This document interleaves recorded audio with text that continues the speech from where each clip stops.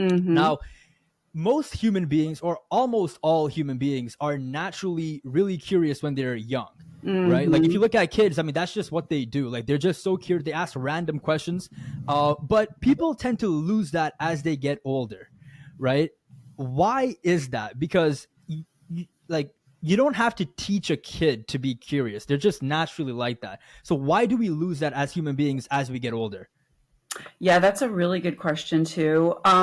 So anytime we engage with kids, it's really interesting because you're looking at children who are almost taking in the world for the very first time. Everything is new to them.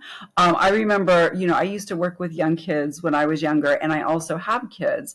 And I Mhm. remember being fascinated when I would hold up, just maybe even a regular, like kids sometimes like to play with pots and pans, and you think, oh, what's so fun and fandangled about pots and pans? But everything is new to them. The whole big world is new, and they haven't seen this before. They haven't seen this shape. When you introduce new toys to infants, and so they're taking everything in for the first time, and so that curiosity almost naturally occurs whenever we engage with something that's novel or new. But then over time, as we grow up and become adults, there's less and less that becomes new and, Mhm. um, you know, exciting.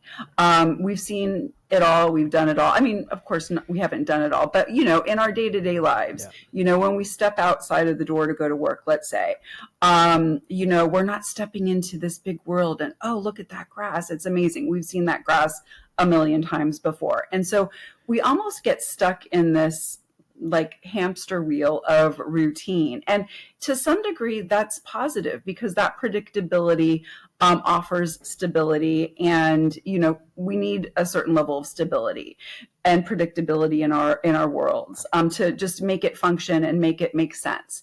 But alongside of that, we do lose some of that wonder and some of that, magic in terms of being engaged with things that are new and novel. What, aside from maybe if somebody does something extravagant, like goes on a trip that they've never been to before, there's not a whole lot of newness that many people have in their day to day lives. And so, really, the curiosity is replaced with, um, you know, I guess predictability and sometimes even stagnancy in terms of like, okay, it feels very rote, and sometimes to the nth degree, it might feel like we're in a rut and things just become very almost too predictable or too bland. Yeah, exactly. Now, what can people do to break out of that? Because, sometimes they kind of go towards unhealthy sources of stimulation, right? To, I guess, find excitement or just to be entertained, right? So, like, what would you like, what questions should people start to ask themselves if they've kind of realized, hey, my curiosity has somewhat died, these past few years or even past, a few like decades, right? What can people do? Like, what questions should they start asking to really break out of that mold? Well, I think one interesting exercise that people can do is they can. So, we talked about how children are kind of naturally curious and they naturally have Yeah. kind of that spark of just navigating through something that feels so different. And so, in some ways, we can try to kind of return to that childlike wonder, and even maybe reflect on ourselves when we were younger. Like, for what Hmm. I like to ask people to do sometimes is think of what did you want to be when you were young, when you were 8 years old? What did you want to be? And we, as adults, we look at that and we think, oh, it's maybe a fun memory, but it seems nonsensical. Like, let's say, for example, you wanted to be a race car driver. And, of course, that is an existing profession, but, maybe your life didn't lead in that direction. And so at this Yeah. point, you think, oh, that seems silly. Well, could there be some quality within that maybe you incorporate into your life now?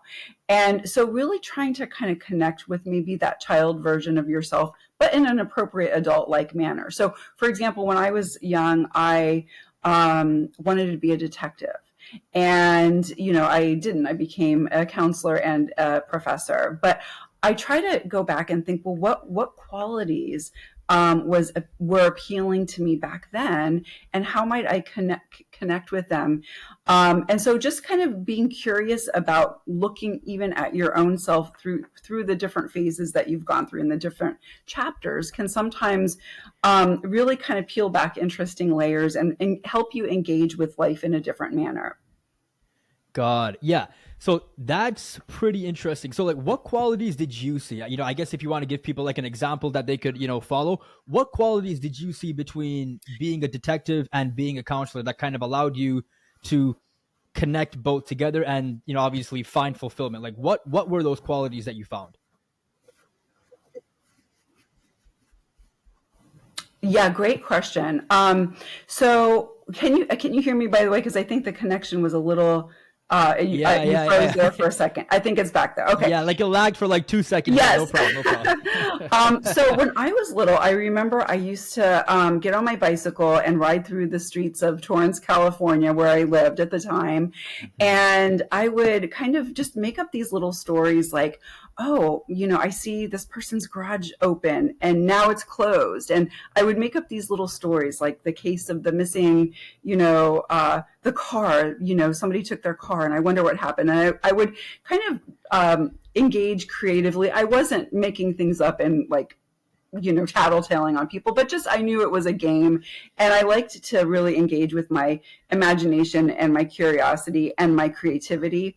And so I feel like I've carried some of that creativity. And, I love creating stories. I love writing. I love thinking outside of the box. Also, as when I think of being a detective and my younger self on like a 10-speed bike zooming through the neighborhood, I was really curious and I wanted to learn more about my surroundings. And now I feel like as both an academic and as a counselor, I feel like primarily that's what I do is I either study social phenomenon, I'm curious about something and I want to know more about it, or as a counselor, I'm really fascinated with human beings and the human condition.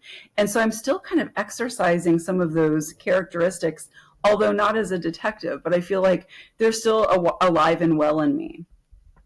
Yeah, exactly. So, that whole idea of making up stories in your head, most adults can't resonate with that at all nowadays because like as you mentioned, as you get older you kind of lose that quality, right? But Mm-hmm. it's so cool, like as a kid, like you're making up a world in your head, and also your your love for learning about people is Mm-hmm. pretty much what connects both of them, right? Yes.